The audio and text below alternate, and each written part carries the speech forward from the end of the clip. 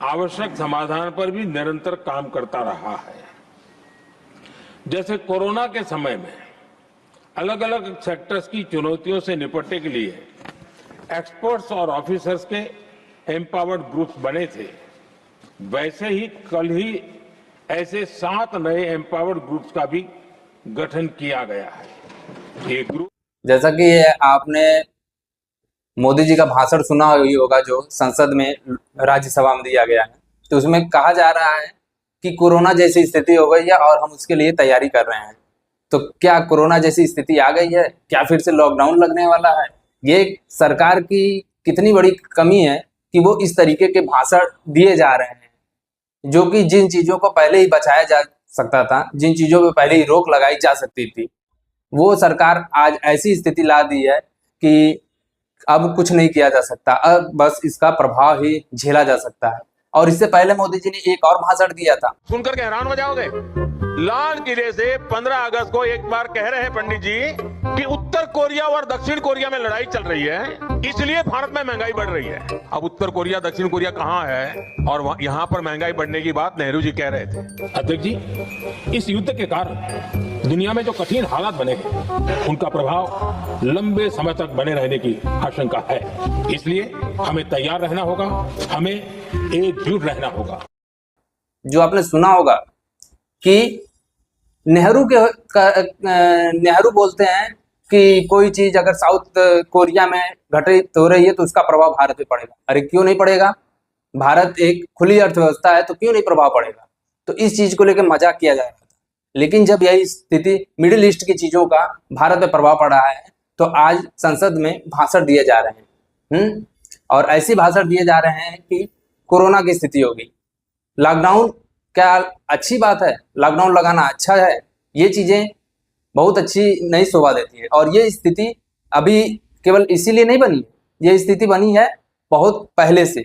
जब हम ईरान से अपने संबंध खराब कर रहे थे, तब तो बहुत सभी लोगों को बहुत अच्छा लग रहा था, हमारे देश में भी बहुत ऐसे लोगों को अच्छा लग रहा था जिसमें ये समझ में आ रहा था कि हम ऐसे लोगों के साथ छोड़ के अमेरिका के साथ चल रहे हैं।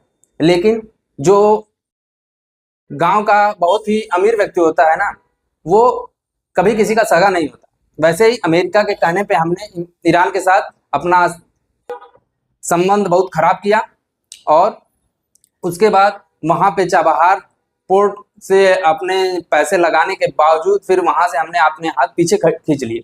उसके बाद ईरान से तेल वगैरह लेना भी कम कर दिया, और इसके बाद भी बहुत सी स्थितियां ऐसी साबित हुई जिससे कि हम अमेरिका के फेवर में चलते चले गए। और वही स्थिति आ गई है कि आप देख रहे होंगे कि आज सड़कों पे इतनी लंबी लंबी लाइनें लगी हैं।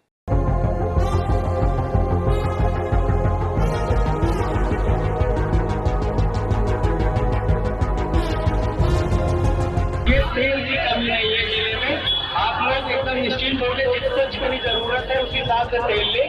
जितने लोग आए सबको तेल मिलेगा, जल्दी तेल।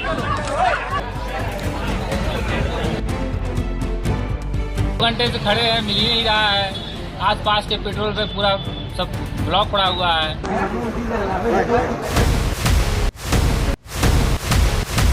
10 सालों से इतनी लंबी लाइनें लगनी स्टार्ट हो गई हैं कि हम समझ नहीं पा रहे हैं कि आज किस चीज के लिए लाइन लगना है और कल किस चीज के फिर से लाइन लगना पड़ जाएगा। आज पेट्रोल के लिए लाइन लग रही है, गैस के लिए तो कुछ दिन पहले लाइन बहुत लगी ही थी। गैस के लिए लाइन है, पेट्रोल के लिए लाइन है, हर चीज के लिए लाइन है। तो ये लाइन आखिर जो सरकार बनी है वो किस लिए है? लोगों की सुविधा के लिए है कि असुविधा के लिए? 10 सालों में क्या क्या हुआ है अगर आप सोचेंगे तो जो ये हार्मुज स्ट्रेट है जहां से तेल के कंटेनर फंस जा रहे हैं, लोग कह रहे हैं कि कंटेनर फंस जा रहे हैं, नहीं आ पा रहे, वो जो हार्मुज स्ट्रेट है उस पर ईरान का कब्जा हो चुका है।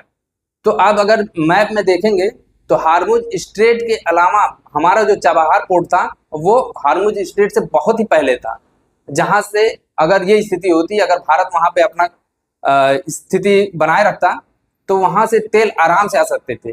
लेकिन भारत को तो कुछ और ही करना था, और अपने दोस्तों को खराब करके, अपने दोस्तों के साथ संबंध खराब करके बहुत खराब स्थिति में जाने वाला है भारत। और हम मोदी जी की तुलना इंदिरा गांधी से करते हैं इंदिरा गांधी के समय में क्या था भारत के पास? कुछ नहीं था। फिर भी इंदिरा गांधी ने अमेरिका को ऐसी आंख दिखाई थी कि वो भी याद करता है कि कोई प्रधानमंत्री ऐसी हुई जो अमेरिका को कुछ नहीं समझा था। भारत के पास कुछ नहीं था। आज भारत के पास परमाणु है, परमाणु बम बन चुके हैं। तो ये स्थिति हमारे जो गलत नीतियां हैं और केवल वाहवाही के चक्कर में हम अपनी स्थिति को खराब कर रहे हैं, ये स्थिति बहुत ही दयनीय होने वाली है। और मोदी जी का कहना कि लॉकडाउन की स्थिति जैसी सुविधाएं, जैसी तैयारियां हम कर रहे हैं, इसका मतलब है कि लॉकडाउन लगने वाला है। इस चीज का भी देखा जाना चाहिए। और जो भी चीज घटित होती है वो हमारे पुराने जो काम होते हैं उन पे ही डिपेंड करता है। तो देखिए, वैसे तो कोई भी लॉकडाउन ऐसा लगने वाला है नहीं, क्योंकि ये सारी चीजें सरकार की खामियों के वजह से हो रहा है। और अगर लॉकडाउन लग रहा है तो ये भारत के लिए बहुत ही खराब स्थिति बनने वाली है।